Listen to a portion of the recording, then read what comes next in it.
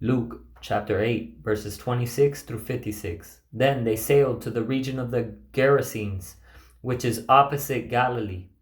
When he got out on land, a demon-possessed man from the town met him. For a long time he had worn no clothes and did not stay in a house, but in the tombs. When he saw Jesus, he cried out, fell down before him, and said in a loud voice, "What do you have to do with me, Jesus, Son of the Most High God? I beg you, don't torment me." For he had commanded the unclean spirit to come out of the man. Many times it had seized him, and though he was guarded, bound by chains and shackles, he would snap the restraints and be driven by the demon into deserted places. "What is your name?" Jesus asked him. "Legion," he said, because many demons had entered him, and they begged him not to banish them to the abyss. A large herd of pigs was there, feeding on the hillside. The demons begged him to permit them to enter the pigs, and he gave them permission. The demons came out of the man and entered the pigs, and the herd rushed down the steep bank into the lake and drowned.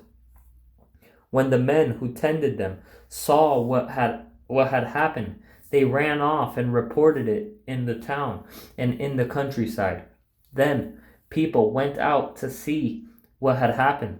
They came to Jesus and found the man the demons had departed from sitting at Jesus' feet, dressed and in his right mind, and they were afraid. Meanwhile, the eyewitnesses reported to them how the demon-possessed man was delivered. Then all the people of the Gerasene region asked him to leave them because they were gripped by great fear. So getting into the boat, he returned. The man from whom the demons had departed begged him earnestly to be with him. But he sent him away and said, "Go back to your home and tell all that God has done for you." And off he went, proclaiming throughout the town how much Jesus had done for him. When Jesus returned, the crowd welcomed him, for they were all expecting him. Just then a man named Jairus came.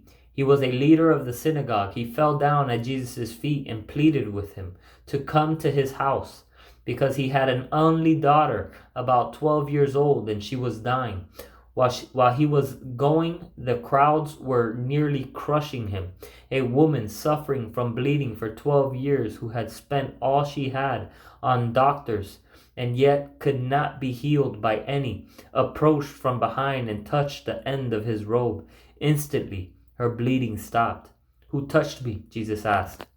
Then they all denied it. Peter said, "Master, the crowds are hemming you in and pressing against you." "Someone did touch me," said Jesus. "I know that power has gone out from me." When the woman saw that she was discovered, she came trembling and fell down before him. In the presence of all the people, she declared the reason she had touched him and how she was instantly healed. "Daughter," he said to her, "your faith has saved you. Go in peace." While he was still speaking, someone came from the synagogue leader's house and said, "Your daughter is dead. Don't bother the teacher anymore." When Jesus heard it, he answered him, "Don't be afraid. Only believe and she will be saved." After he came to the house, he let no one enter with him except Peter, John, James, and the child's father and mother. Everyone was crying and mourning for her, but he said, "Stop crying, because she is not dead but asleep." They laughed at him because they knew she was dead. So he took her by the hand and called out, "Child, get up." Her spirit returned, and she got up at once.